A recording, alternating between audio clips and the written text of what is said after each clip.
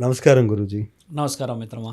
గురువుగారు, మామూలుగా లక్ష్మీదేవి మన ఇంటికి ఆగమనం చేసే ముందు, అంటే ఇక మన ఇంటికి రాబోతుంది, ఉన్న కష్టాలు తీరబోతున్నాయిరా, ఇక్కడ నుంచి నువ్వు ధనవంతులు అవ్వబోతున్నావు, అన్ని శుభాలే జరగబోతున్నాయి అని మనకు ఎలాంటి సూచనలతో ముందు కనిపిస్తూ ఉంటాయండి?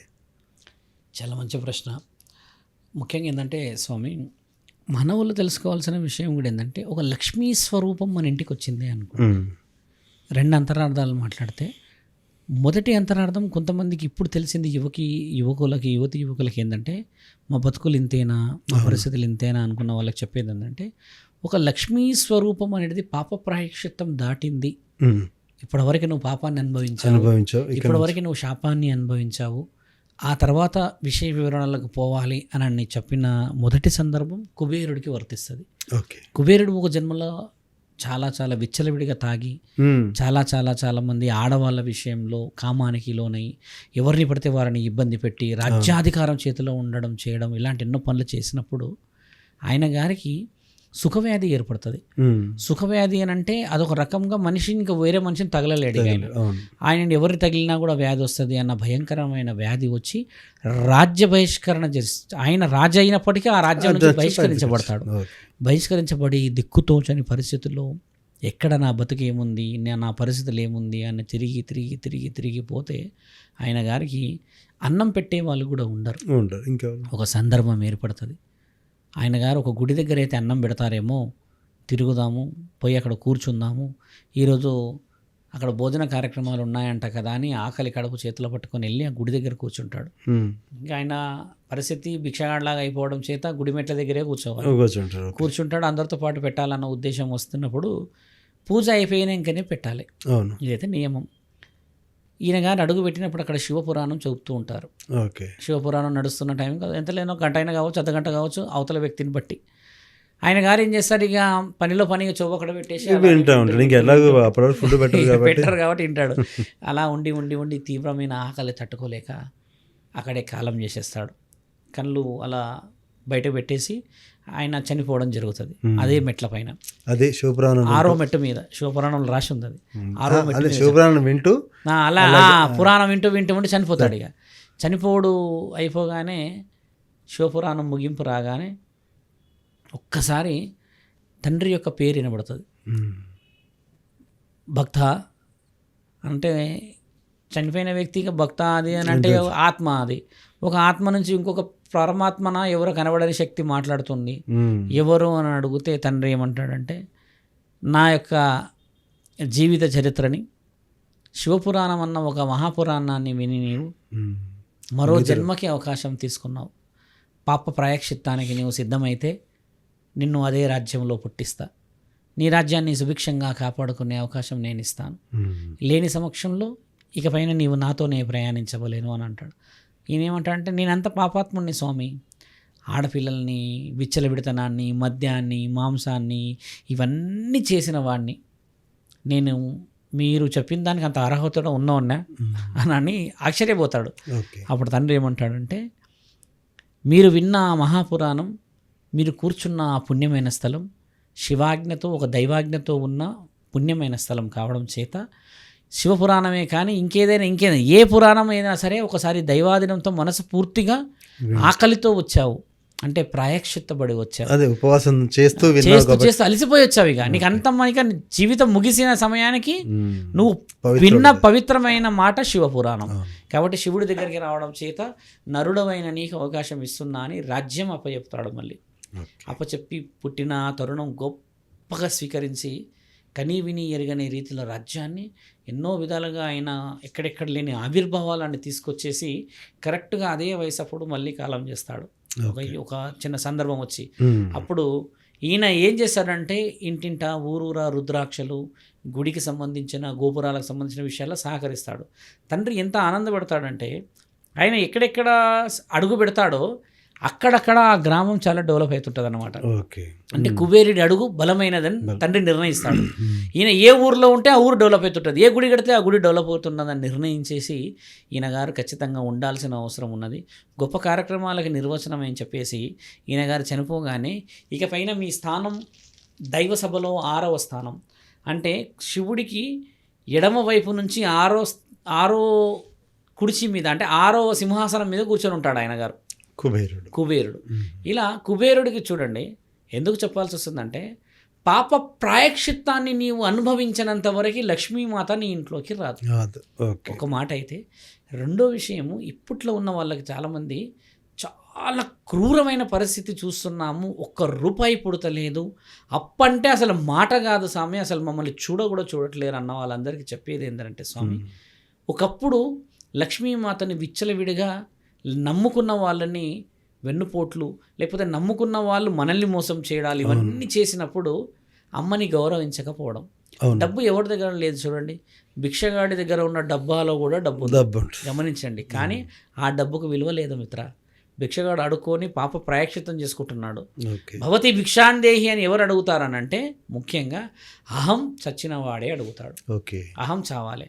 అహం అనేది లేని దగ్గర డబ్బు మీరన్నట్టుగానే ఉంటుంది. అహం ఉన్నంతవరకు లక్ష్మీ స్వరూపం నీ లోపలికి రాదు. ఎందుకంటే ఈ రోజుల్లో కొంతమంది ఉన్నారు కదా, మరి సభాముఖం అంటే ఈ ఛానల్లో ఉన్నాం కూడా చెప్తున్నాం స్వామి, కొన్ని సందర్భాలు ఎలా చూస్తామంటే ఉన్న ఫలంగా వాళ్ళు సిరివంతులు అవుతారు, డబ్బు పరంగానో లేకపోతే పరపతి పరంగా అవుతారు కదా, మళ్ళీ ఉన్న ఫలంగా అదే ఇంట్లలోనో ఎక్కడెక్కడున్నో సడన్గా మరణాలు వచ్చేస్తాయి. అవును, డబ్బు వచ్చేసిన తర్వాత మనశ్శాంతి రాదు వాళ్ళకి, అసలు మనశ్శాంతి ఉండదు, ఇంట్లో ఇంకా అన్ని ఏడుపులు, అదేంది నిద్ర పట్టదు, టాబ్లెట్లు వేసుకుంటారు, ఏం వేసుకుంటారు, అలా చాలా మంది ఉన్నారు. ఒక్కొక్కరు పెద్ద పెద్ద వ్యక్తులు ఫోన్లు చేసినప్పుడు చెప్పినప్పుడు అంత బాగుంది కదా, నిద్ర లేకపోయాయి కదా అని అన్న దానికి నిద్ర కావాలి ఇప్పుడు అని అంటారు. అసలైన సుఖం ఏంటంటే నిద్ర, ఈ అసలైన భోజనం ఏంటంటే నీ కష్టపడిన సొమ్ము. కాబట్టి లక్ష్మీ స్వరూపం మన ఇంట్లోకి రావడానికి ముందు ఇచ్చే హెచ్చరికలు పాప ప్రాయశ్చిత్తం అయిపోయింది అని మనకు తెలిపే మొదటి సంకేతం ఏంటంటే స్వామి, తులసి చెట్టు బాగా పెరగడం, ముమ్మటికి పెరుగుతుంది. కొందరింట్లో చూడండి తులసి చెట్టు పెరిగే పరిస్థితి ఇంతకంటే హైట్ పెరగదు, చనిపోతూ ఉంటుంది. కొందరింట్లో చూడండి ఇలా భారీ ఇంతలా వస్తుంది. అంటే చెట్టు ఎందుకు తులసి చెట్టు ఫస్ట్ హింట్ అంటే తులసమ్మ లక్ష్మీమాత చెల్లి. ఇది మన శాసనంలో రాసి ఉంది. మన దగ్గర ఏంటంటే నేను ఇంతకుముందు దామోదర పూజ అని చెప్పి కూడా నేను గతంలో కొన్ని సందర్భాల్లో చెప్పాను, నేను దీపావళి సమయంలో చెప్తాను అది. అయితే తులసి చెట్టు వచ్చిందంటే ఇంట్లోకి మహావిష్ణువు వచ్చినట్టే అర్థం. ఇంట్లోకి విష్ణువు వచ్చినట్టే, మరి విష్ణు మహానీయుడి యొక్క భార్య ఎవరు? మరి లక్ష్మీమాత. ఖచ్చితంగా పెనిమిటి ఉన్న దగ్గరికి అమ్మ రాక తప్పదు. మరి అమ్మ వచ్చి ఎక్కడికి వస్తుందంటే తండ్రి కాళ్ళు పడుతుంది. మీరు గమనించాల్సిన విషయం, పాల సముద్రంలో తండ్రి కూడా కాళ్ళు పట్టుతున్న చిత్రపటమే చూస్తే దాని అంతరార్థం ఏంటంటే స్వామి, పురుషులకి ఈ మోకాళ్ళ నుంచి కిందికి శని ప్రభావం ఉంటుంది, స్త్రీలకి ఏంటంటే శరీరంలో నుంచి ముఖ్యంగా ఈ చేతులకి లక్ష్మీ స్వభావం ఉంటుంది, అంటే ప్రభావితం.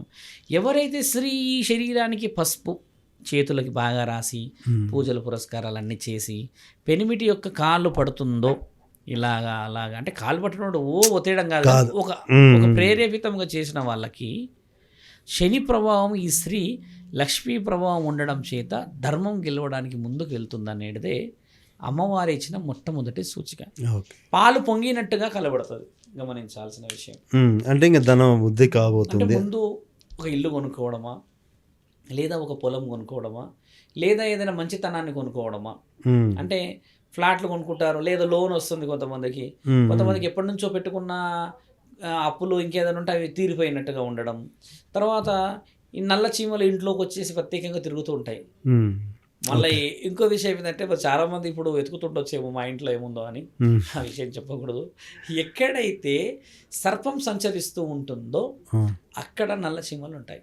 నల్ల చీమలకి ఎర్ర చీమలకు తేడా ఏంది స్వామి అంటే, ఎర్ర చీమలేమో సర్పాన్ని పీక్కు తింటాయి, కానీ తెల్ల చీమలు నల్ల చీమల విశ్వాసం ఏంటంటే స్వామి, ప్రశాంతతగా లక్ష్మీ స్వరూపం ఉన్న ఇంట్లోనే తిరుగుతాయి అవి.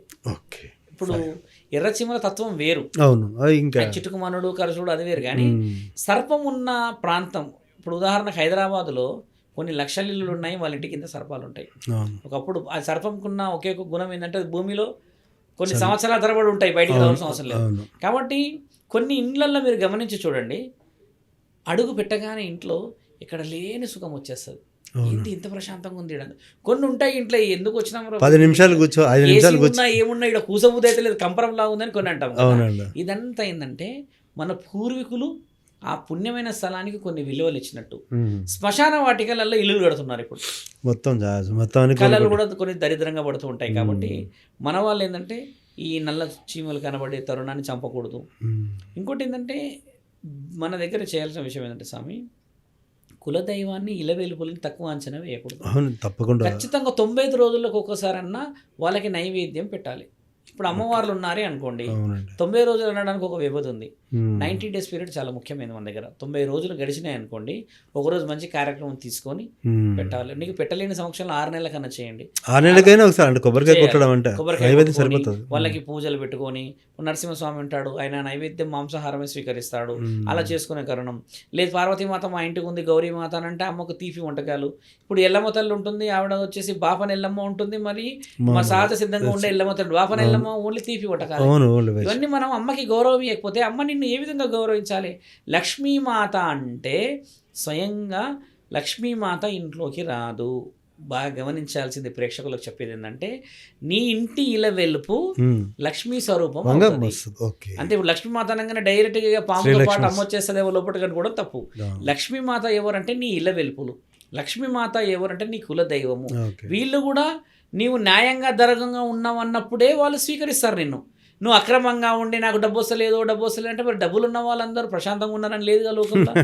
లోకంలో ప్రశాంతంగా ఉన్న వాళ్ళు ఎవరు అని అంటే, నీ ఇంట్లో నీకు పడుకోగానే నిద్ర పట్టేస్తే, కుటుంబంతో కూర్చొని భోజనం చేసేస్తే, అప్పుడు అడపో కుటుంబంలో వాళ్ళని నేను పిలుచుకొని అందరం కూర్చొని సహపంక్తి భోజనం చేస్తే అప్పుడు కలిగిన ఆ సుఖమే అసలైన లక్ష్మి, ముఖ్యమైన లక్ష్మి. ఓ పెద్ద పండగ చేసినాం 10 లక్షలు పెట్టి, సగం మధ్యలో గొడవలు, ఈ నెత్తి వాడు ఆ నెత్తి వాళ్ళ కొట్టి, ఆ లక్ష్మి ఉన్నట్ట దరిద్రం ఉన్నట్టుగా. డబ్బులు ఉండడం లక్ష్మీ స్వరూపం అని నేను అనుకోను.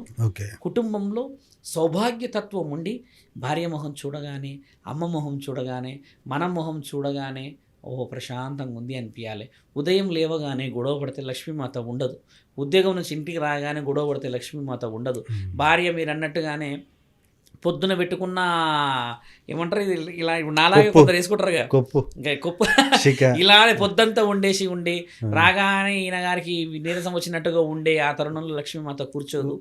భర్త రాగానే ఇంట్లో కూడా కొన్ని కార్యక్రమాలు ఉంటాయి. స్త్రీని కూడా భర్తనే ఆ విధంగా కూడా ఆలోచించాలి. పువ్వులు తెచ్చానో, పండు పలహారం తెచ్చానో, లేకపోతే బయటకు ఒక ట్రిప్ పోదామనని ఈ విషయాలే ఉత్సాహాన్ని దేవత కూడా. ఇప్పుడు మీరే ఉన్నారు శంకర, ఇప్పుడు నీ కొడుకున్నాడు, బిడ్డలు ఉన్నారు కదా, వాళ్ళు నీ ముందు కొట్లాడుకుంటుంటే నువ్వు ప్రశాంతంగా ఉండగలుగుతావా? మరి తల్లి దేవతలు ఎలా ఉండగలుగుతారు? నాకు ఆ ప్రశ్న చాలా రోజుల నుంచి బాధ. అది అమ్మ ఎలా కూర్చుంటుంది మన ఇంట్లో? ఒక్కటే అమ్మ ముందు ఇంటికి వెళ్ళి బట్టి గుద్దుకున్నాడు, ఇంకా పెద్ద పెద్ద గొడవలు. మామూలు తిట్టుకుంటే అమ్మవారు. సహజమైన గొడవలు వేరు, అసహజమైన గొడవలు వేరు. ఇప్పుడు నువ్వు ప్రతి ఇంట్లో గొడవలేని ఇల్లు లేదు శంకర. అంటే అవి గిల్లి కజ్జాల వరకు ఉంటే ఓకే సార్, గిల్లి కజ్జాలు కాస్త పెద్ద పెద్దగా అయిపోయి ద్వేషం. ఎంత ద్వేషం అంటే స్వామి, అన్నం ఇలా పెట్టి తోసేయడాలు. నువ్వు తింటే తిను, సస్తే సావు, నాకెందుకు ఫోన్ చేస్తున్నావు, ఫోనే నేను ఎత్తాను, బ్లాక్ లిస్ట్లో పెడతా, ఇలాంటి ఎన్నో కొందరు చెప్తూ ఉంటారు. ఒక అమ్మ ఉంది అంటే, అమ్మ పేరు నేను చెప్పాను కానీ, ఈయన గారు పోతాడంట, ఫోన్ చేయకూడదంట. మరి నువ్వు పొయ్యి సచ్చావా, ఉన్నావా, ఆడ తాగి పడ్డావా, ఏ మూరలు పడ్డావా, ఎవడన్నా నిన్ను గుద్దాడా, భార్యకు ఉండదా బాధ? ఇంటికి వస్తావా నువ్వు వస్తావా, లేకపోతే డైరెక్ట్ నేనే హాస్పిటల్కి రావాలన్నా, ఇవి కొన్ని చెప్పాలి కదా. అట్లా అడుగుతా ఆయనకు బాధ, కోపం అంట. ఆయన గారు ఇట్లా అంటున్నాడు, నా ముందే ఇట్లా అంటున్నాడు, ఆయన కోపం. వీళ్ళందరూ మంచి సర్టిఫికేషన్స్. సుఖం, సౌభాగ్యం, సుఖమైన సంసారం ఏం తెలుసా అంటే స్వామి, డెప్త్గా వెళ్తే మన సంసారంలో మంచిగా ప్రశాంతంగా మాట్లాడితే ఆడవాళ్ళు మగవాళ్ళు ఇద్దరు సమానత్వంగా థింక్ చేసినప్పుడే బాగుపడుతుంది ఇల్లు. స్థుతి ముఖ్యమైనది, గతి కాదు. గతి లేకున్నా పర్లేదు కానీ స్థుతి ఉండాలనేది పెద్ద మనుషులు ఎందుకు చెప్పారంటే, మౌనం నీ ప్రశాంతత, నీ మనస్సాక్షి నేను ఎప్పటికైనా విజయం సాధిస్తుంది. నీ గర్వము, నీ యొక్క ఈ విర్రవీగుడు తరం ఎప్పటికైనా ప్రమాదమే. పెద్ద పెద్ద రాజులే, అలెగ్జాండర్ లాంటి వాడే భారతదేశానికి వచ్చి ఏమీ తీసుకుపోలే అని చేతులు పెట్టి సచ్చాడు. అందుకే సామెత ఉంది, అలాంటిది మనం ఎందుకు సామెత ఉంది, గతిలేని సంసారం చేయలే, శృతి లేని సంసారం, శృతుల సంసారం చేయొచ్చు అంటారు. ఊరికే వచ్చిందా? ఈ అలంకరణలు, ఈ వివరణలు అంటే శరీరానికి. మనస్సాక్షి లేని సంసారాలు అవుతాయా? ఇక్కడ చాలా డెప్త్గా పోయి బాధ పెట్టడం ముఖ్యం కాదు, కానీ భర్తలు భార్యతో సమయం గడపాలి అని అంటే ఏ సమయం గడపాలనేది ముఖ్యమైనది. ఏకాంత సమయం, కుటుంబాల బాధ్యతలు, కుటుంబ వివరణలు మాట్లాడడం చాలా ముఖ్యమైనది. ఇద్దరు వెరీ ఫ్రీ కాన్షియస్లో ఉండాలి మాట్లాడుకునేటప్పుడు. ఓకే. ఇక్కడ భర్త ఎలా ఉంటాడు తెలుసా, చేతిలో గ్లాస్ ఉండి దాంట్లో సగం ఉండి ఇద్దరు చేతిలో ఆమ్లెట్ ఏదో ఉండి ఆవిడతో మాట్లాడతాడు. మూడో పెగ్గు తర్వాత శురు అవుతుంది, ఏ నువ్వు ఎక్కువ మాట్లాడవు కానీ మూడో పెగ్గు మొదలవుతుంది. ఇది నాకు ప్రత్యక్షం, నేను అబద్ధాలు ఆడతాను. ఇద్దరు ఎప్పుడు మాట్లాడుకోవాలి, మంచి fine day morning fresh hours లో కాఫీ తీసుకోనో చెట్టు కింద వేసుకొని మాట్లాడాలి. మన వాళ్ళది అలాగే ఈ రౌండ్ ఉంటాడు. ఆవిడకి ఇక కొందరు అలా మాట్లాడటోళ్ళు కూడా ఉన్నారు, నేను ఓపెన్ చెప్తున్నాను. ఇప్పటికీ కూడా పెద్ద మనుషులు మందు తాగుతూ మర్యాదగా కుటుంబాలు కాపాడుకుంటున్న వాళ్ళు ఉన్నారు. ఇక్కడ యువకులు చేసిన పొరపాటు ఏంటంటే ఒకటో రెండో స్ట్రెంత్ అయినది, పెగ్గులు 3, ఆ స్ట్రెంత్ తర్వాత ఆయన చాలా పెద్ద మొగాడైపోతాడు, ఇక మన చేతిలో వినడు. ఇలా కుటుంబాలు కోల్పోతున్నారు. ఓపెన్ గా చెప్తున్నాను, మద్యము శివుడే సేవించాడని శాసనాలు ఉన్నాయి, సురాపానం కదా. ఇక్కడ ఏంటంటే నా తండ్రి ఎక్కడ గొడవ చేయలేడే, ఎక్కడ రాలేదే అంటే ఇది స్థితిగతులకి మార్చేది. మద్యం సేవించి కూర్చొని మాట్లాడుకుంటున్న ఆ తరుణం ఎంత గొప్పదైతుందంటే స్వామి, కొన్ని నిర్ణయాలు తీసుకోవచ్చు. ఇక్కడ నిర్ణయాలు మార్చేసుకుంటున్నాం. పెద్ద మనుషులు తాగేవాళ్ళు ఇప్పుడు తాగరా, ముమ్మడికి తాగుతారు కానీ వాళ్ళు తాగేది ఎలా ఉంటుంది, ఒక half an hour to 45 minutes భోజన కార్యక్రమాలు ఇవన్నీ, తర్వాత మంచి పడుకునే కార్యక్రమాలు అవి. ఇక్కడ మనం 2 hours దానికే పెడుతున్నాం.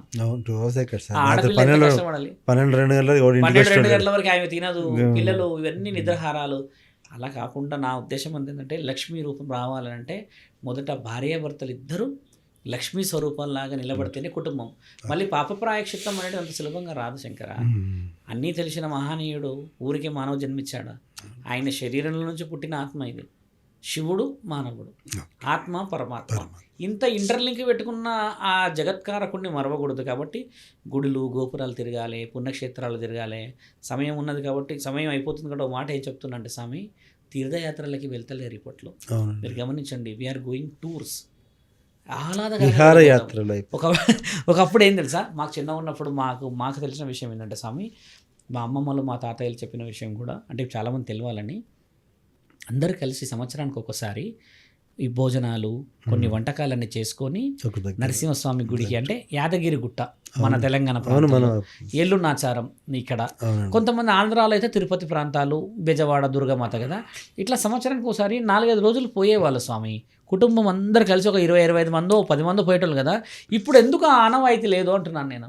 అంటే దీని అర్థం ఏంది, నీ ఫెసిలిటీస్ నువ్వు క్రియేట్ చేసుకోవడం కదా, సాంప్రదాయాన్ని నువ్వు దెబ్బ తీసేసుకున్నావు కదా, అట్లా ఆనవాయితీని మనం తక్కువ చేసేసుకున్నాం. ఇప్పటికి వెళ్ళాలి అందరూ అంటాను. ఇప్పుడు ఎప్పుడు వెళ్తున్నారు తెలుసా, మన ఇంట్లో ఎవరైనా కాలం చేస్తే ఈ గుండ్లు గీకే కార్యక్రమం 10 రోజులకు అయితే కదా, అప్పుడు ఇంట్లో ఉంటే దరిద్రం అని చెప్పి నిద్ర పోతురు. అప్పుడు తండ్రిని చూస్తాడు, అంటే నీకు దరిద్రము భయం వచ్చేసరికి దేవుడు గుర్తుకొస్తాడా, మరి అప్పటి వరకు నీ కులదైవం నీ ఇలవెల్పులు నీకు గుర్తుకురారా. ఇలాంటి మనం చేసుకొని ఈరోజు దేవుళ్ళని నిందించడం తప్పుగా శంకర. కాబట్టి లక్ష్మీ స్వరూపం మన ఇంట్లోనే ఉంది, అమ్మ ఎప్పటికీ మనతోనే ఉంటుంది. మన కులదైవాన్ని ఇలవెల్పులను కాపాడి నిజంగా ధర్మాన్ని కాపాడాలని కోరుతున్నాం మిత్ర. నమస్కారం. చాలా మంచి విశ్లేషణ సార్. నమస్కారం.